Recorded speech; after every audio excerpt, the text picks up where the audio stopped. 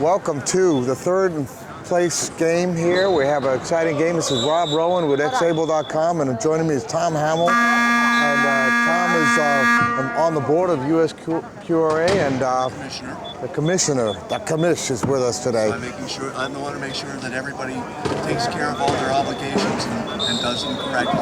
And you also are an attorney, is that it? That's true. And so you keep the legal things going on, and been playing rugby since 1992, and for the McGee Eagles, the Philadelphia Eagles, and someone from New Jersey, and Bobby, do you root for the Yankees? Do you root for the Mets? Who do you root for? No. You root for the definitely the Phillies. The Phillies. Okay. All right. Well, here we are. This is an exciting game. It is a great game. A lot of great players. Actually, a lot of four of the best twos in the world. Probably four of the top 10 teams Ask in me the at world right halftime. now. Dave Jenkins has been just short of being on the national team with Cover-Round. Nick Springer, is on. Luhano are against each other, two of the best defensive twos going. Oh, that's going to be fun to watch, too. Brian Kirkland is maybe the best two who's ever played the game. And of course, Joe Wilmoth, a young player who is bringing a lot to it. And look, Sarasota with the ball early on and under a lot of pressure. But there's a turnover. And Joe Wilmoth off to the races, which we've seen so many times. Joe Wilmoth is 19 years old, and if he doesn't ever get called out for classification for any reason, he will be one of the superstars of this sport. No question. There's probably a place in the Hall of Fame for him in 15 years. Yep, Nick Springer with such a great player. Nick, what fire he brings to this game.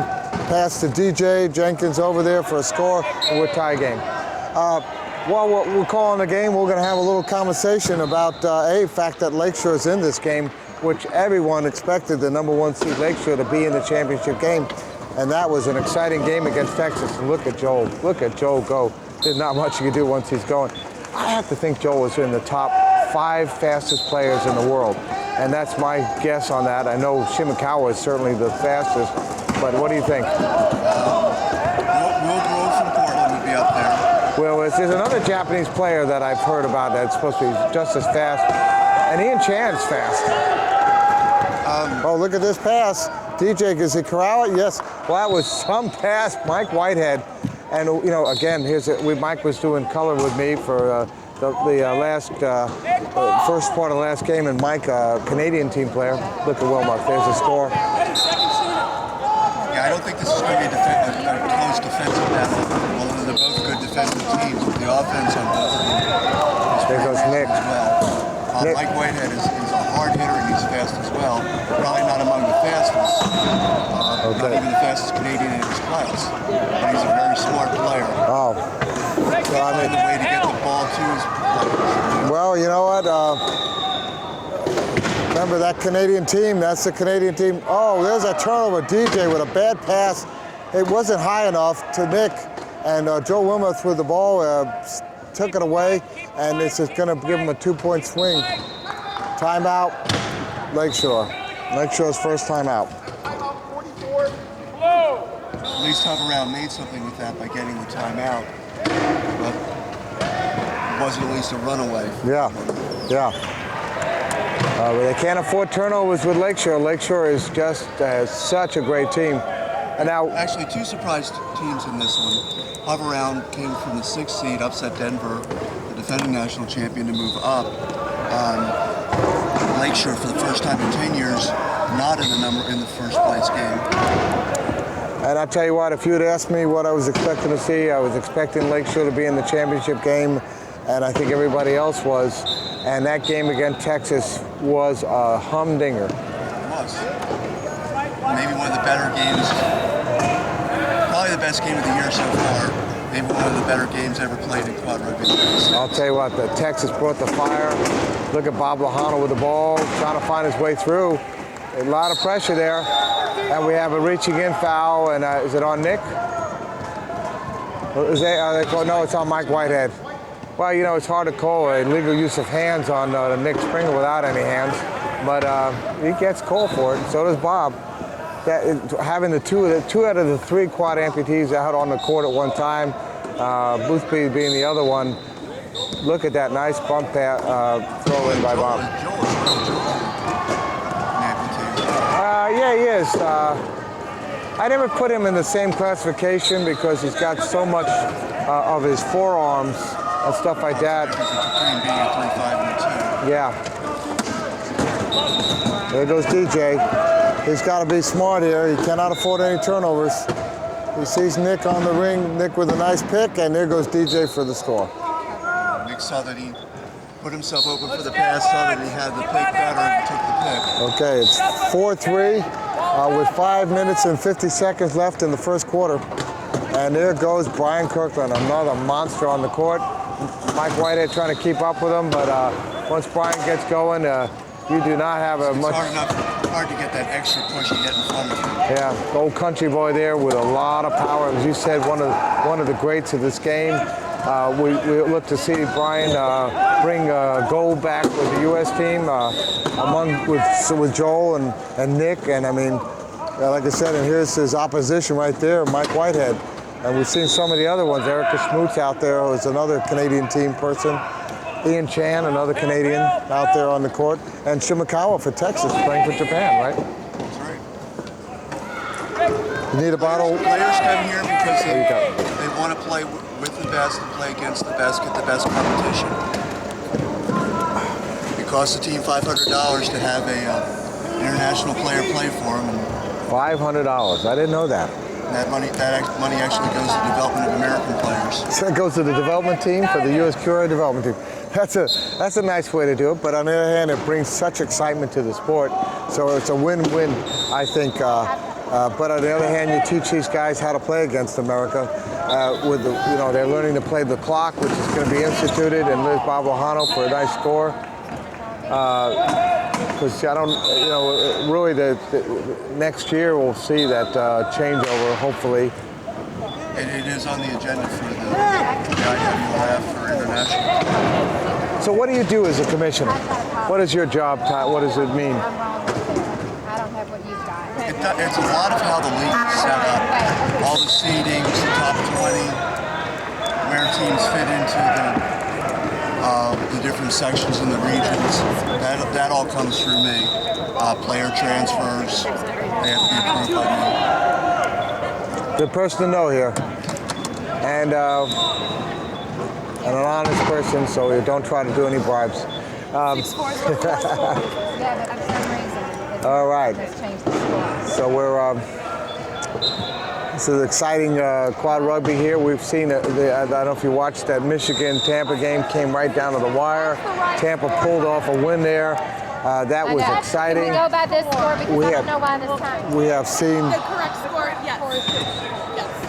Score is 6-4 with about 5 minutes left in this first period. It's 7-5. No, we're going by that one. That's it, 6-4. Are you guys able to? So a little bit of a discommunication with this. We've had the machines giving us problems everywhere, and we're getting used to it. So, and you're on xable.com, and while you're watching this, just remember when you're done, visit the website and visit all the other things we have. We cover so many different sports. You're going to see a lot of wheelchair softball coming up. We're covering the Tampa tournament. We'll be at the Nationals for wheelchair softball. And look at Nick Springer. He is fast considering what he has to work with. He's quick. The way he made that is he slipped out of a pick. He's got good celebration, is what you're saying. You played against some of these guys, I know, and Played against most of them at one point. oh, look at Brian Wilmer, Joe Wilmer. Oh, look at Nick having a big hit there, trying to take out Joel. You know, I love it. I love to see those hits. It's 7-5. Mike just, what hands on that? That ball could have been gone. That could have been another turnover, but there goes Mike. Oh, nice big hit there from Kirkland. DJ looking to be open. DJ gets it. Jenkins pass to Springer, and that's a score. 7-6. And we're really thankful to USQRA for helping us to come here and being a partner with us and in covering the Quad Rugby Nationals, and it's a great partnership we have. We're grateful to have the partnership and have the sport be able to be seen. All these games on the web, 12 games this weekend. Well, we're more than 30 over the season. Oh, that was a nice try there, but there's not much you can do once Joel gets going. He's another freight train out there. Yeah. Look at this hit. Look at this. He's coming over here. You have to get your chair in front of him, and the chair's not going to get there. And we saw This is actually, you're looking at the low point battle here. You're looking at 9 national championships at .5. Right. Eddie Crouch was on the Nationals. Rick Marshall, I think, was on the national team. Rick Marshall has been on the national team, but he's won the national championship with Tampa 3 times before he joined. Oh, okay. Rick was on that famous 93-game winning streak team that Tampa that we know.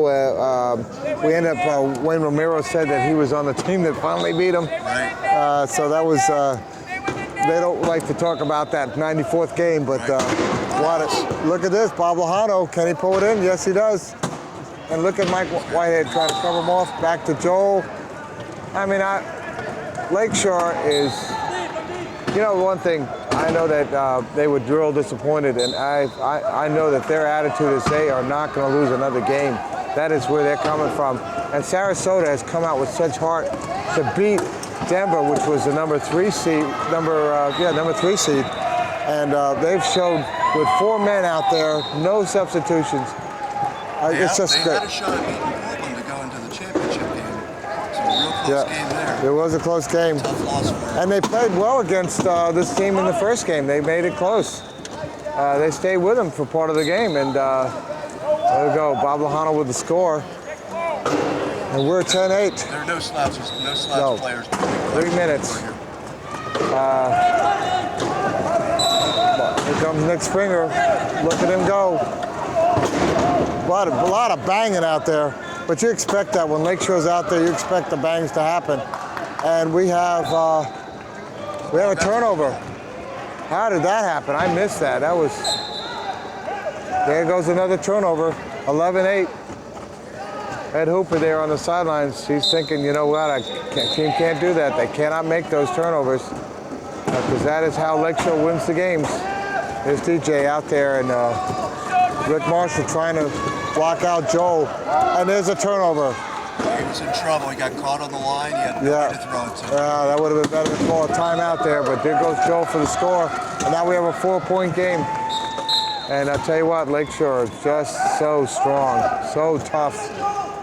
We've watched them. This is our 3rd tournament of Lakeshore, seeing them out there, and they won 2 of them. And I know they're not going to win this one, but we know we have such respect for this team and the coaching of Kevin Orr. Oh, there's another hand. And what's going to happen? Does Tampa pick it up?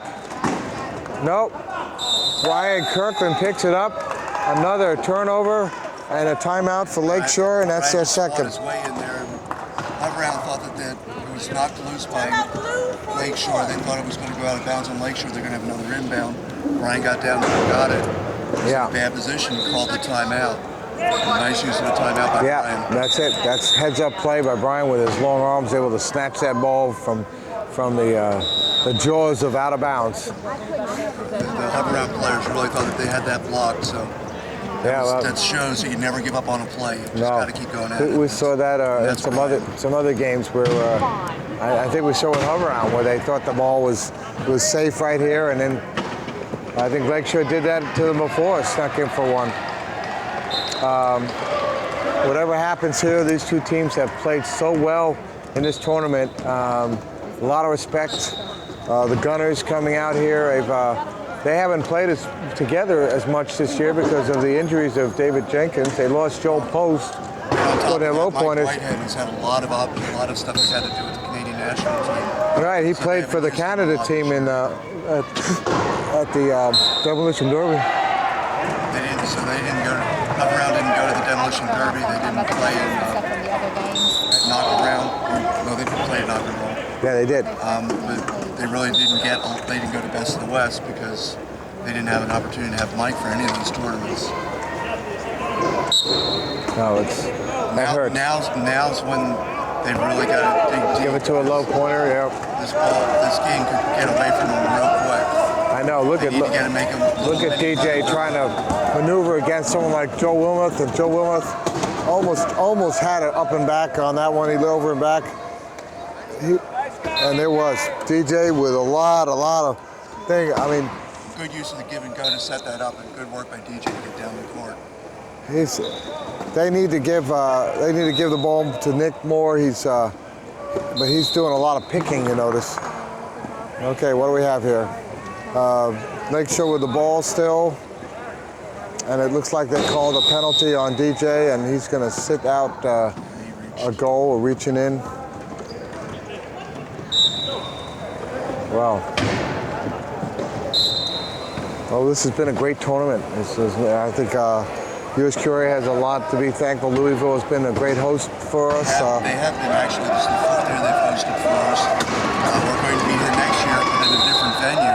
Yeah, that's going to be exciting. Downtown. Downtown, so there should be some walk-through traffic. People get to see the sport. And downtown is able to see what it's about first. Yeah, that's it. We have a lot of respect. I think they have a Fraser Rehab Center down here. Has been a real supporter of quad rugby. And on the flight in, I had a chance to talk a little bit with somebody from the Louisville group that's put this on. It's so interesting. I sat next to the coach of the University of Arizona, and then got a chance to talk to someone from Louisville. And so it was really quite an interesting thing out of a Tampa flight to get to do that much, have that much chance to talk and interact about quad rugby. A little bit of luck on my part. And Brian from U of A didn't realize what a tough weekend he was going to have. Yes. The one problem we had was something we had no control over, American Airlines. That's it. It's been tough. They lost one game by 1 point, but it really was a forfeit. And that really, but then they ended up fighting their way back to play in the 5th, 6th game. Right. So a lot of respect for that University of Arizona team. And I know that they hope to do better. With what they went through, taking a red eye, going through Newark, winding up in Cincinnati with 3 hours to get here. Yeah. It's just such a tough first day they had. Oh, and then to come out there and play, was it Texas? Against Texas. I mean, well, they would have been playing against Portland before. So if they'd showed up early enough, they might have played Portland earlier, and that wouldn't have been any easier. They are pounders, and they earn their name, and the Stampede is another tough game. Nice, Mike trying to slow down the Joe Wilmuth Express there. And look at that, Joe finding his way through. Kirkland with a great block there on. Mike did what he had to do. He had to get him turned, but his support wasn't there to get underneath Joel, because Joel's just so fast. Okay, the score, we have 47 seconds left. It's a 15-10. It's a 5-point difference. That's not what they wanted to go into the end of the first quarter. Down 5. Lakeshore's done this so many times where they put on those defensive show, and the next thing you know, with their scoring, they're up, and they keep building on it. And the last thing that Hooper wants to see is his team going down 5 and then building on that. So he's going to have during that intermission there between the quarters, he's got to work on figuring out what's going on and slow down that thing so they can maybe come back a little bit. And right now, Hoveround has to try and take as much off of the 40-second clock as they can, because they don't want to give a free open shot for Lakeshore to get the last goal. Yeah. They're down.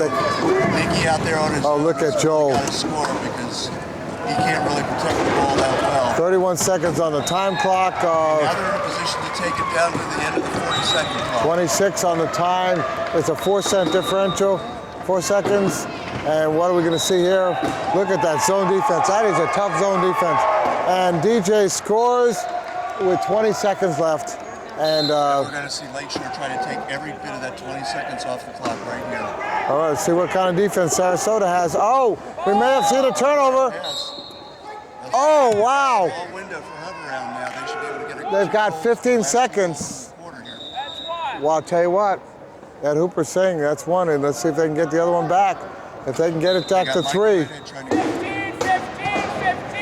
They're down to 12 seconds left. 12 seconds.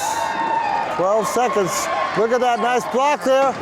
And he scores. And boy, that was great, Sarasota. 4 seconds. Joel's going down for the long pass.